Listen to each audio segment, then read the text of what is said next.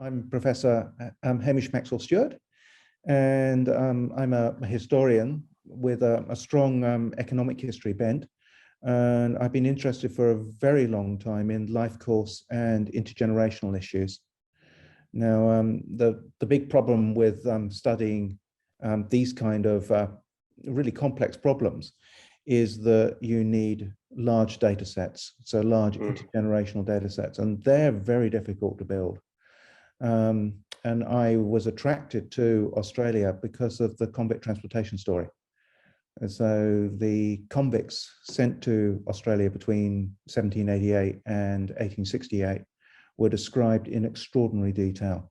So right down to the color of their eyes and the tattoos on their bodies. Wow. And the ones that went to Tasmania had something called a conduct record opened up. I mean, these were originally opened up in New South Wales as well, but they survive almost in their entirety for Tasmania. And these records include a summary of every court encounter while the convict was under sentence, and also many after they became free. And so one of the things that I've been engaged in is a record linkage exercise in order to try and reconstitute life course court encounters for something like 75,000 individuals. Wow. So, that's a big data set. Yeah. And so, pardon my ignorance here, but so does the information and data go back to kind of the homeland and follow them through to their transportation to the penal colony? Or does it begin with their record that sent them there and then subsequent infractions or issues? So it's interesting. It's both. Yeah. So on arrival, each convict was interrogated, and so that they were interviewed, and the answers to a series of questions written down. And one of them was, "How many times have you been convicted before?" Now, normally we would not put much weight on that data, but each convict was told that their record had been forwarded from the administration in Britain and Ireland. And indeed, we have both. So we have the official version and the convict's version, and we can match the two. Yeah. And how often were they honest? They're more honest than the official version. Yeah. Wow. So 20% of convicts who had no official record of conviction coughed up details, which is really interesting. Yeah. Yeah. So that data is a little problematic because we don't know the timing.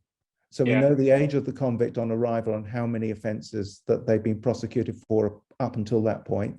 Yeah. But we do know the nature of we have a brief description of the charge, and in most cases we know the penalty.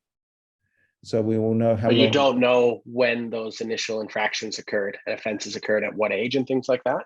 That's right. Do you get any contextual information, like, I don't know, how they grew up, their family size, where they're from specifically, or anything like that? Yeah, we have family size for most of them. Again, this is confessional, and it's a little difficult to interpret because you don't know whether the dead are enumerated or not, as we suspect not. But we also have their place of birth generally down to parish level, so it's very fine-grained. And we have their recorded height. And so we've had a great deal of fun. Fun's the right word. It's been an interesting exercise. But we've established a very strong relationship between offending record and height. So the more recorded offences we have for a male convict, the shorter they are likely to be. Wow. Interestingly, the same relationship doesn't hold for women. No. That's been interesting. Yeah. Because it's very easy to actually say that, height is an indicator of a poor socioeconomic start in life. Yeah. Yeah. Especially then with malnutrition and things like that. Yeah. Some of the differences may be biological because women are more robust than men when it comes to growth patterns, that they deal with adversity better. Okay. But it does seem to us that there may be some wicked feedback loops in this. So it's possible that the short people do badly in courts. Yeah, just by social perceptions. That's right. So we know that when it comes to male height, society is heightist. Yes, yeah, that's quite well established in psychological literature. Yeah. Yes, but it's also possible that there's some kind of wicked feedback loop in the juvenile convicts who are stunted, for example, so short compared to their peer group, may be pushed into more offending. Yeah. Yes, in order to keep up with their peer group. So something like that may be going on. Yeah. So as a means of kind of maintaining status through other mechanisms. That's right. Status and status frustration and strain and these types of things. Is there any sort of evidence that also it has to do with that development in terms of socioeconomic status and capacity for access to nutrition and things like that? Yes, I mean, I think all of these things are bound together. So, you know, I was primarily interested when I sort of broke into all of this in health outcomes. So which convicts lived the longest? Yeah, that's really interesting. Yeah. And do you have information on substance use disorders, or obviously it would be called something different then, but addictive behaviors and things like that? Yeah, well, obviously this is a population which has very, very high tobacco use and pretty high alcohol use as well. Yeah. And again, those are difficult to measure, but we are hoping that in the future, with a slightly later cohort where we have prison photographs, we may be able to do something with fetal alcohol syndrome. Yeah, so which is distinctive in the facial features. Yeah, that's right. So if you've got transcribed life course, offending, and you can identify a population which has the traits of fetal alcohol syndrome, and then we can look at different patterns within both groups. Certainly, after the convicts hit Australia, we're able to look at those who have higher rates of alcohol-related prosecutions. Yeah, going forward. And control for that. Yeah. But the interesting thing is that the convicts that are shorter than average are more likely to go on to offend in Australia as well. So height turns out to be a fairly interesting predictor of court encounters. And yeah, that's interesting because I mean, as soon as you mentioned height, I thought right away that the larger individuals would be engaged in more kind of physical violence and these types of things. But it sounds like it's the opposite in that those other elements we talked about, whether it be nutritional aspects or stress and strain and kind of trying to achieve status through different mechanisms or express oneself in a more aggressive manner because of the lack of social recognition due to one's height.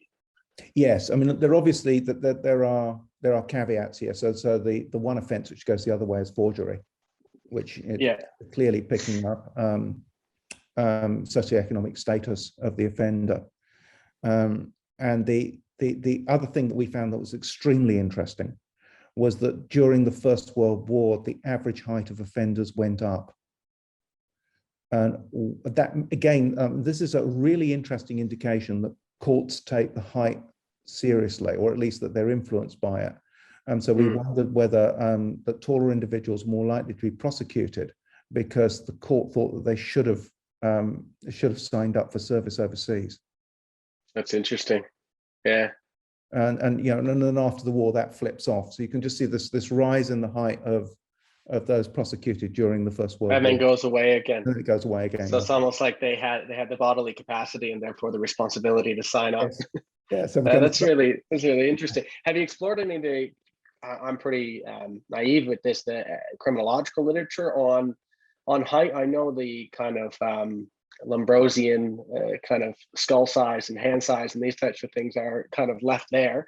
But is there any more recent? I know in psychology, for instance, sexual selection and these types of things around height has been explored and to this day continues. What's the word I'm looking for? Evolutionary psychology and these types of things. But I haven't seen much in criminology around what you call biological positivism. So have you kind of looked into this a little further to try to understand it?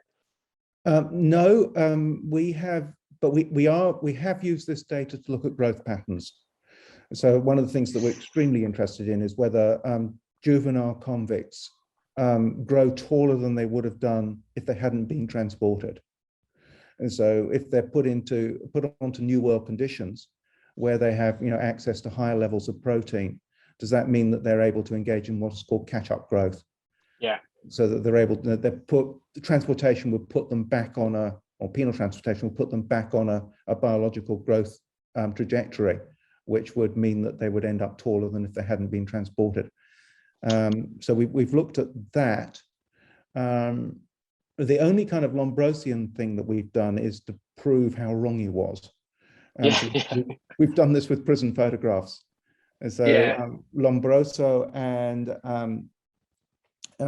some of his British colleagues had the notion that you could spot prisoners by overlaying photographs of burglars one on top of the other, to actually come up with the kind of the traits of a burglar. We did an experiment with doing precisely that with 19th century prison photographs with colleagues at the University of Liverpool, and we proved very quickly why Lombroso abandoned the experiment. If you do that, you create Hollywood sex gods. Yeah. You exaggerate the symmetry of the face. Perfect features going on. Yeah. Wow. And so do you have the similar amount of photographs as you do data? Like there's 75,000 photographs kicking about as well? I wish we did. We got photographs become more and more prevalent in Australia from the 1870s onwards. Okay. And since we're looking at intergenerational data, your crime data is just so rich. So, so although you're looking at a subsection of the population, we know so much about that subsection that we can use census returns and other records in order to see exactly where the distortions lie. And from the 1870s onwards, we have lots and lots of photographs. Wow. And it would be great to use those more. Yeah. Visual criminology is a vast and growing area. We've just launched a project on rural crime. It's a photo competition, but it ties into visual criminology, trying to get a visualizations of people's perceptions of crime in the rural through the photographic lens. So I can have appreciation for the value of these types of photographs. But going back to life course offending, which is quite prominent in criminology, has a very, very extensive history, and to this date is something that's explored. Does anything stand out to you with this data over the life course as well as intergenerational offending?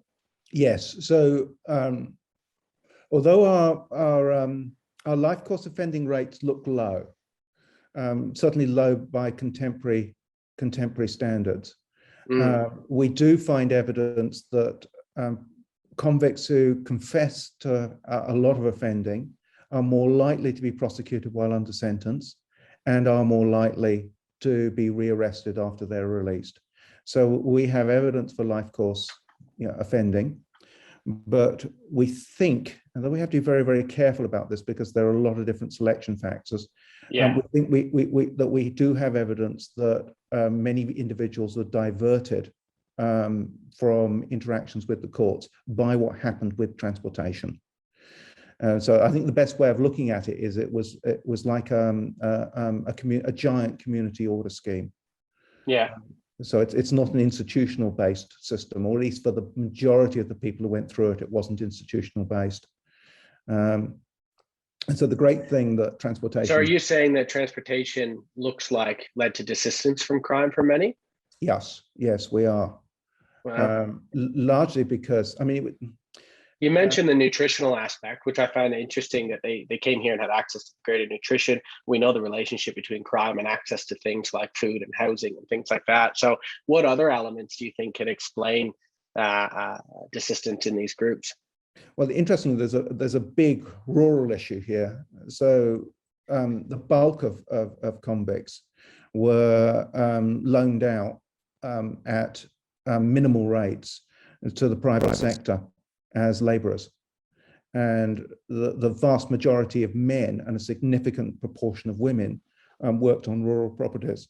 And what this gave them was, it allowed them to build or invest in some skills that were useful for the development of the colony. But it also, excuse me, that's no problem. that off. Well, hopefully that'll just, let me just put it on. If it rings again, I'll put it on silent.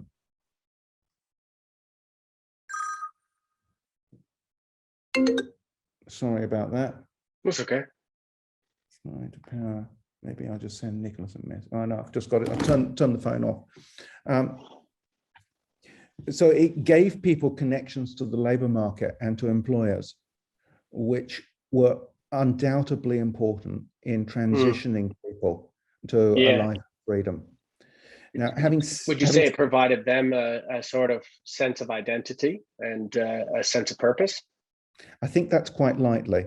I mean, one of the things that we found interesting is when we looked at the convicts who left Tasmania to go elsewhere in Australia, we expected it to be the most skilled.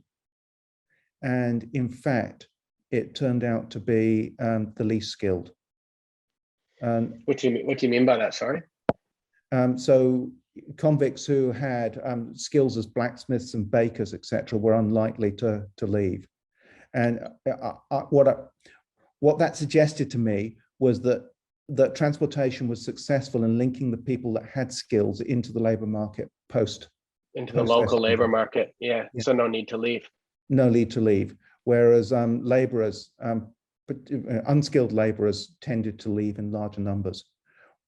Women tend to stay as well, and they're less likely to migrate.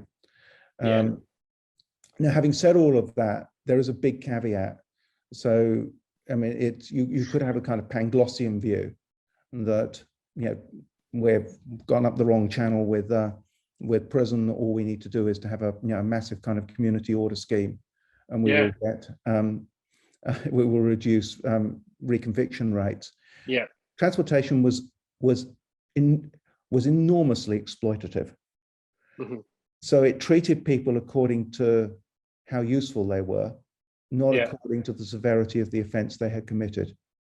Okay. So in what regards? Can you give an example of that? Yeah. So if you're a ploughman or a clerk, you were less likely to be taken to court by a master. Because your labor was valuable. Yeah. So they were more likely to turn a blind eye. Yeah, because they needed your labor. Yeah. Yeah. But if you're a textile worker, and there's no colonial textile industry in Australia. Yeah. If you're a textile worker, you're more likely to be convicted. And so, I think it was good at integrating people into the economy, but it did so in a very, very exploitative way. And the other issue, which I think is germane to our times, is that also the labor of prisoners undercut free wage rates. So free labor that's competing with convict labor couldn't command as high a wage as they would have been able to if there had been no convicts. And so interestingly, the early Australian unions were very active in anti-transportation campaigns. Yeah, trying to stop that free labor. Yes. So I mean, if we, I mean, there's a lot of evidence that it would be much, it would certainly be cheaper to divert people away from prisons and into community work orders, but it would set up additional problems that Australia encountered in the 19th century. Yeah, that's interesting, thinking about how the past can inform the present and the future when it comes to punishment practice and things like that. A lot of what you've talked about, I see in kind of modern day criminology, the role of purpose, the role of identity, access to important goods and services, inclusion in a civic community. We're actually doing some research in small rural towns here in New South Wales, hopefully, into the role of civic community and civic engagement and assistance from crime. And it's going back, albeit obviously not so voluntary, almost forced community inclusion through labor, but definitely interesting dynamics going on there. Yes, absolutely, and this is one of the things that's very, very important for me as a historian. I think if you don't connect what's happened in the past to the present, then history is in danger of becoming an esoteric add-on. Mm. So we're passionate about trying to develop very, very long runs of data. And of course, another issue which really interests us is as you know, the very high association between conviction rates in one generation and conviction rates in the previous generation. Yeah. And so this is assembling long-run data is an opportunity to look at whether that's always been the case, and whether those issues have fluctuated over time. And if there's certain characteristics based on time period or based on context that is shaping whether there is a kind of intergenerational pattern or not. Yes. So we haven't picked it up. I mean, it's interesting when you start with sort of 60% of the population that's got a conviction record. Yeah. Which is the transportation era. Yeah. We do not have any indications so far that the next generation is disproportionately composed of the children of transported convicts. So we expected to find that, and we didn't. In terms of the offenders? In terms of the offenders, yes. Wow. So would be first-time offenders? Yes. Now, it is possible that if we go digging a little bit more deeply, that we will find that there are intergenerational patterns in certain types of offences. Yeah. Yeah, I should say. That's what I was going to ask you, actually. Does anything stand out with the typology of offences? You said your fraud types of offences is usually more, I guess, higher class individuals. Anything in terms of violence or anything like that? Yes. So I think one of the things I should say is that the range of offending that we've got data on is enormous. Yeah. So it's everything from murder right the way down in the convict era. Over 60% of all charges brought against convicts were for breach of workplace rules and regulations. Yeah. So it's very small stuff. It's neglect of duty. Yeah. I was talking to a police officer yesterday about the penalties for stock theft. He's a stock officer, and he was talking about convict era penalties for stock theft. So don't steal a cow. Oh no! Yeah, it's a really, really dangerous thing to do. Yeah. And so we're trying to work on a typology for at least classifying offences, so that we can look at stuff that was regarded as more serious. Yeah. And one of the problems, of course, that we hit is that there are things in the past which were deregulated. They didn't. Yeah. No longer criminal. They're no longer criminal. Yeah. Particularly, homosexual crime, for example. Yeah. And then, of course, there are other things which were criminal which are criminal now, which weren't in the past. Yeah.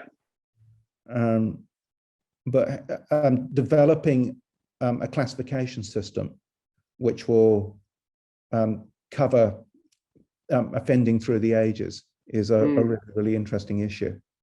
Yeah, no, for sure. And I mean, it was long a gap. A historical criminologist was a rare find many years ago, and it seems to be an absolutely budding and growing field. The application of history and the importance of that knowledge to modern day understandings of crime and punishment. Yes, and also the other thing is that a disproportionate number of historians who work with digital data turn out to be crime historians. Yeah. And that's because is it just because there's lots of data? There's lots of data. Yeah. And the other group, which is interesting, historical demography, because they've got access to birth records, which are digitized. Census data and things like that.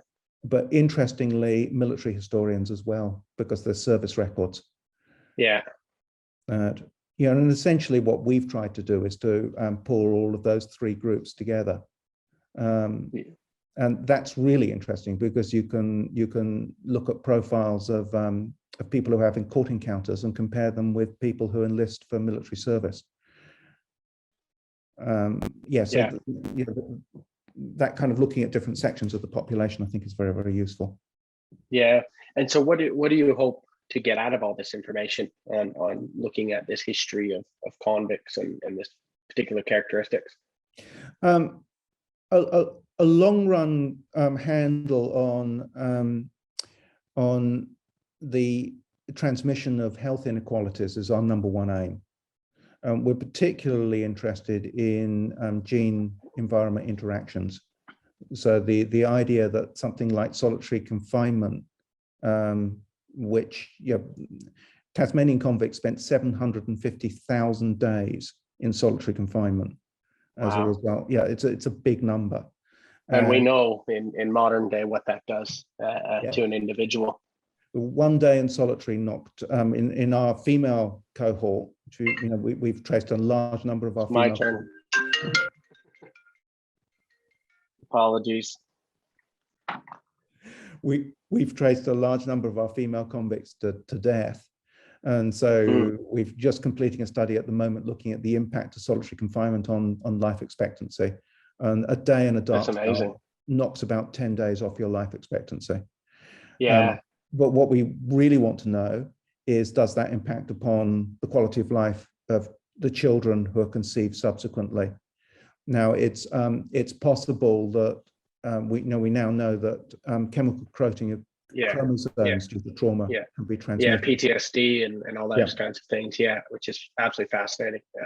So some of the markers that we will look to explore for that will be things like life expectancy, but others will be interactions with the courts. Do you get mental health records and things like that? Or obviously that was probably tied a lot into criminal records. We do. So we have the admission register for Tasmania had a very small number of psychiatric institutions, and it had one which opened its doors in 1830 and didn't close them until 2002. Yeah, sounds about right. Wow. Yeah.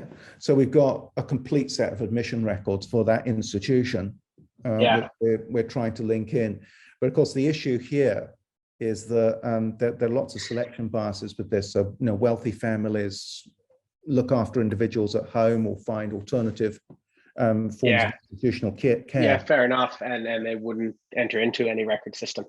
Whereas the police are rounding up vagrants, for example, are pretty keen to get them out of the criminal justice system and into the mental health hospital if they can. Yeah. But those biases aside, we do have the data. Wow. And so going back to what you were saying in terms of being able to identify these patterns over time, does anything else stick out to you?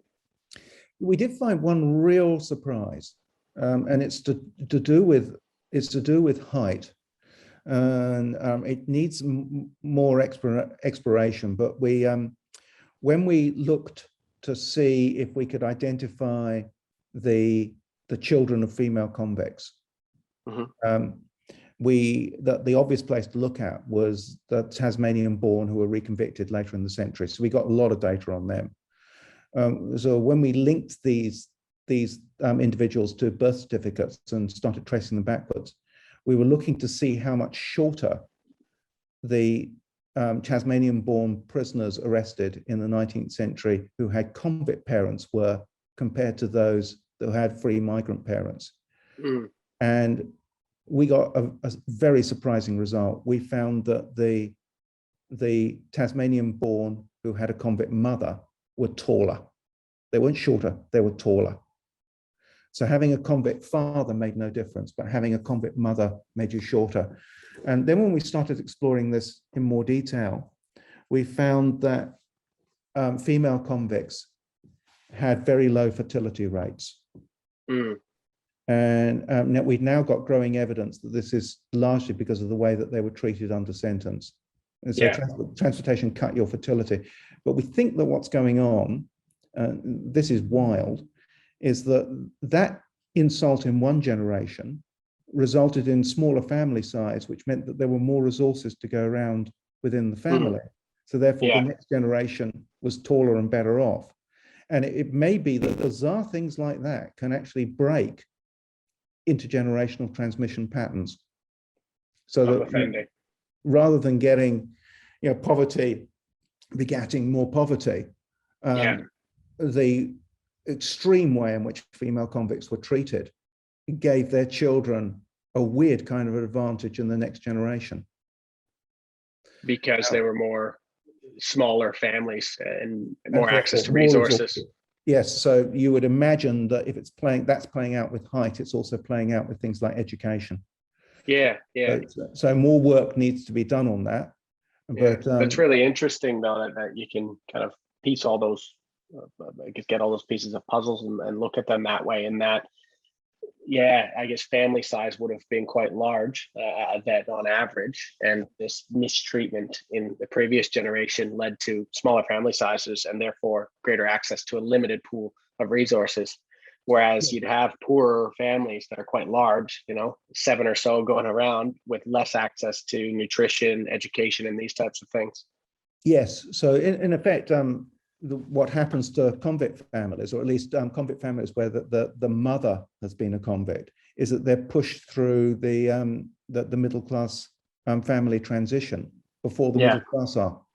So in terms of family size, they look like middle class families, 20 years down the track. Yeah, and not like I guess lower class families that tended to have more children. Yes. Yeah, so, my dad's family came over on a ship from Ireland to a little island called Newfoundland, or Newfoundland as we call it, full of just Irish, one of the poorest places in Canada. I'm not sure what its GDP is these days, or average income, but I still think one of the lower ends. But 13 brothers and sisters, and that was the norm for an old Irish Catholic family, and of course, very very limited access to resources and goods. Yes. Well, it's just staggering when you think that the average family size in Australia now is below 2. Yeah. Western kind of industrialized nations, and And do you have what was it back then in the time periods you're looking at? Yeah, well, it depends how you measure it, because the infant mortality is so high. But certainly, so you got 13 and 10 of them don't make it past 10 or something. Yeah, that's right. But 10 births per woman is not unusual at all. Wow. The other thing that we did find is that, which we're not surprised about at all, is that there's a very strong relationship between height in female convicts and fertility. So the taller the woman, the more likely she is to have children. Yeah. So that's interesting. It suggests that early childhood nutrition does affect later fertility. Yeah. Wow. That's interesting, these kind of health outcomes and how they're related to desistance from crime or not. Yes. So I guess the kind of take-home message here is that whereas we gathered this data originally to look at all kinds of outcomes, few of which were related to the history of crime or criminology, we've been sucked really quite rapidly into that history of crime space. Yeah. Because it's become really evident to us that we need to understand what's going on in terms of offending and prosecution within these populations in order to make sense of the data. Yeah. So that in itself has been an interesting journey. And I also ought to add that there is no way that we could put together, well, in fact, the entire data set at the moment has 1.7 million observations in it. The only way you can put that together is to have a very large community of researchers. Yeah. And so we, as we've gone along the route, the economic historians have been joined by more and more historians of crime. And and that's fun in itself. I feel like that we've created a bit of a kind of research data co-op, and that's a nice thing to be part of. Yeah, for sure. It sounds like absolutely fascinating research. And again, I think these outcomes are so important for our modern day understandings of crime and criminality and punishment and responding to these issues. Yes. And, I should add that anybody who wants to access our data can just apply, just email me. We do have a very recent article describing all of the data sets that we currently got. And the other interesting thing is that when I joined the UNE community, Bridget Hayward gave me instructions to do for New South Wales what we've done for Tasmania, which of course is a challenge on an altogether different scale. Is it less? Two things first. The first, where can listeners find that paper that outlines the data sets, and how could they get in contact with you if they are interested? It's just my UNE email. So you can either search for me on the UNE website or just remember H Maxwell, all one word, at une.edu.au. Carl, I'll send you a copy of the paper, and presumably you can post it somewhere. Yeah, I can post a link to it on the YouTube, a little harder on the podcast channels, but we can disseminate it via the center and things like that anyways. Now, the second question, how are you going to do that in New South Wales? Is there less information available? There's different types of information available, which is going to be a challenge. So we don't have those wonderful conduct records that summarize court encounters, which are available for Tasmania. But we do have more lower court records than we have for Tasmania. So we've got the whole transcript of the each case. Really? Yes. That's amazing. And whereas the scale is much, much bigger, we're not daunted by that. There are 60 volunteers who work all the time transcribing Tasmanian data.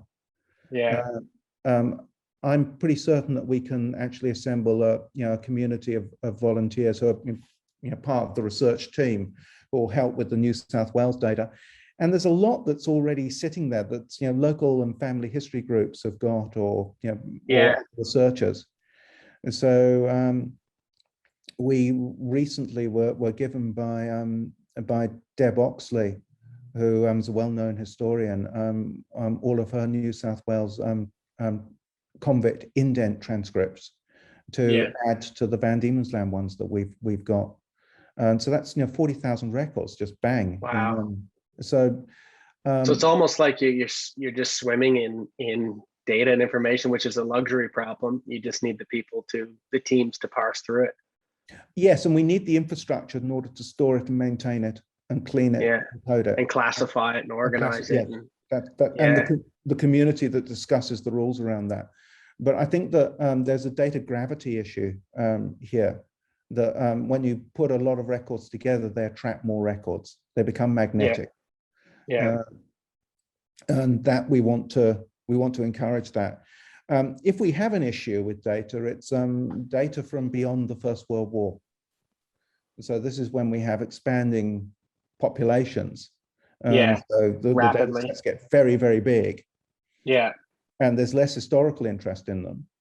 And so there's less digital data available. And so I think that's going to be the big challenge, is hoovering up all of those records and getting to the point when you can.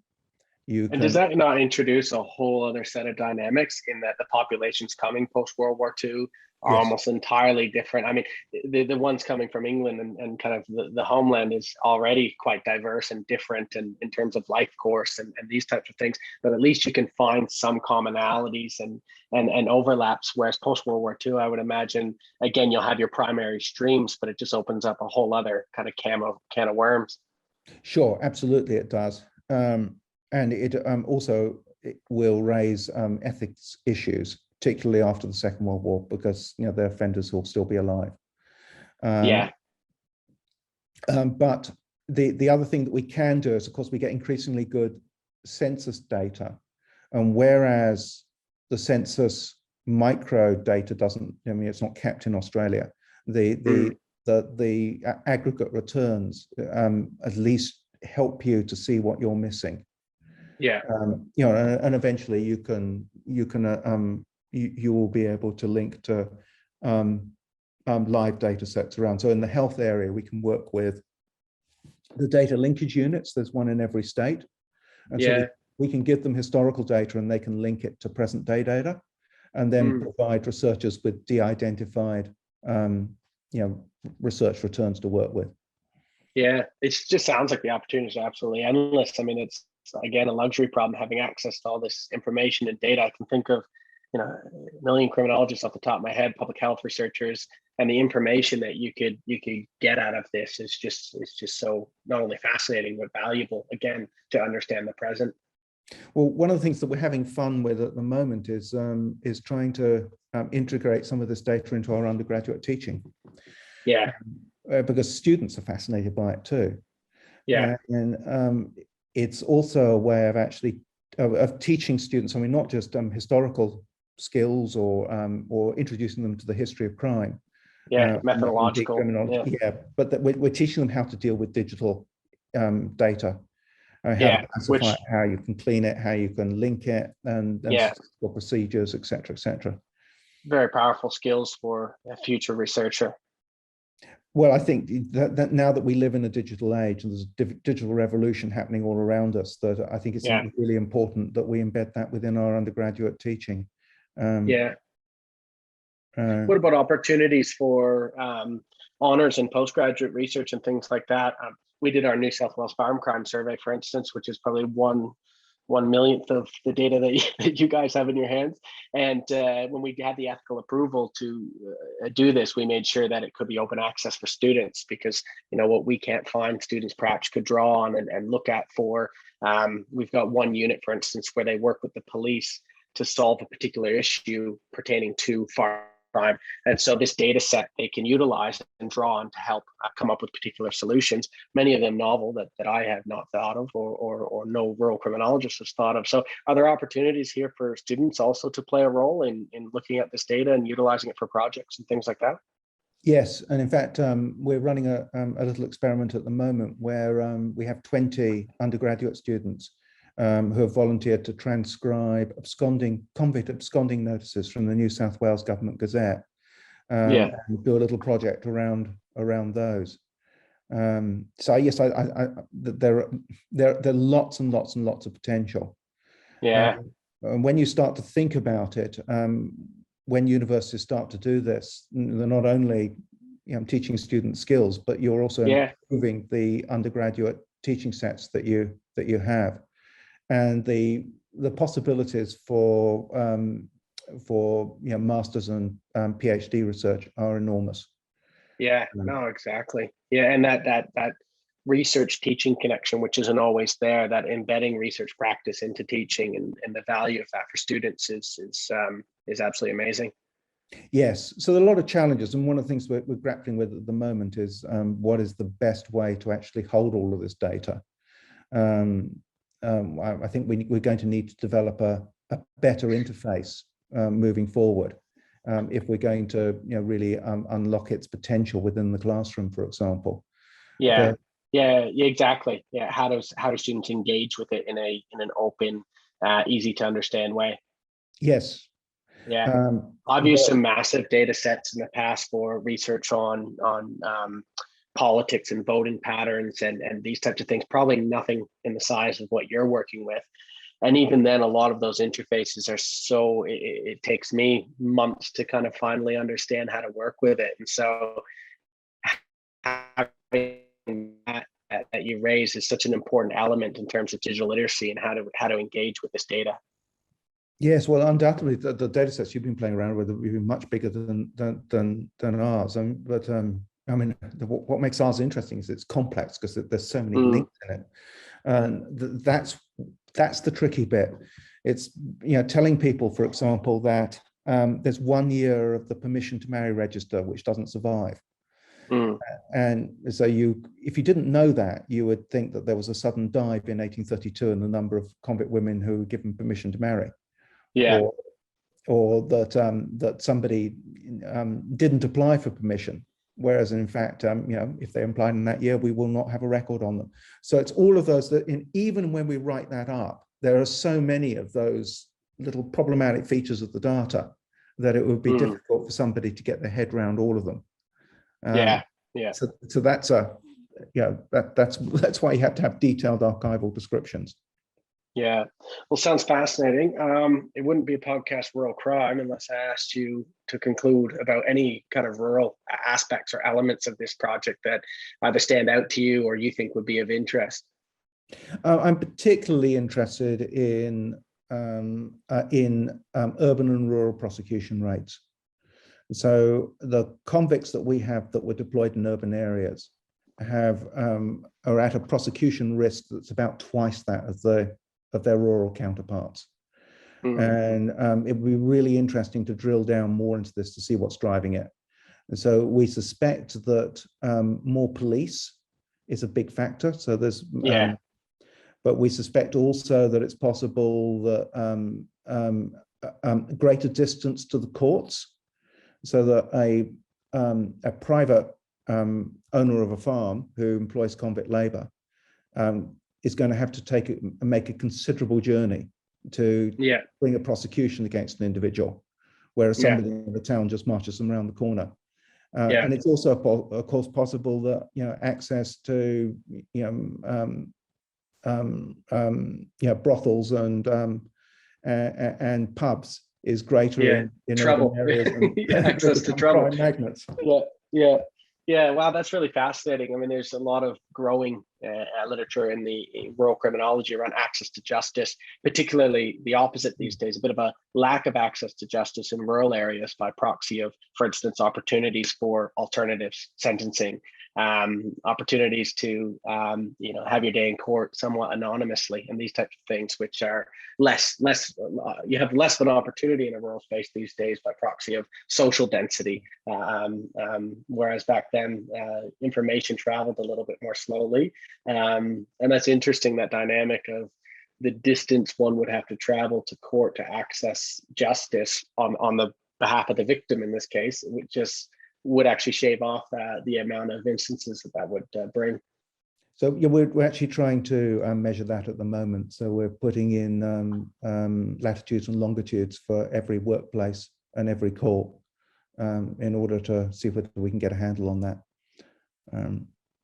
Yes, one of the many things that keeps him busy. Yeah, that's absolutely amazing. Well, if you can think of anything else rural oriented or interested, then reach out anytime to us at the center. I can think of a few historical criminologists, particularly in the UK, that have entered big time into rural criminology, predominantly around heritage crime, things like that, and damage to historical buildings and places in rural spaces. But lots of interest in rural criminology. I think the one thing about the history that you can't get away from is rurality, given the role of rural previously, predominantly in developing world still. But if you look at Australia, Canada, the relative urbanization is extreme these days. Yes, absolutely. Whereas many of these people would have classified by today's definition as rural. Yes. Oh, absolutely. And I think all of Tasmania would have classified as rural. I think still most of Tasmania. Yes. Yeah, I would imagine it was a brave new world then. Yeah. Yes. Well, look, I'm very, very keen to work with criminology at UNE, and hope that we have many, many more encounters and research engagements in the future. Yeah, it's good to have you. It's good to have you at UNE. This research sounds fascinating, and it's really important stuff. It's really exciting stuff. So good to have you on board, and thanks for taking the time out to chat with us about your research and your work. Total pleasure.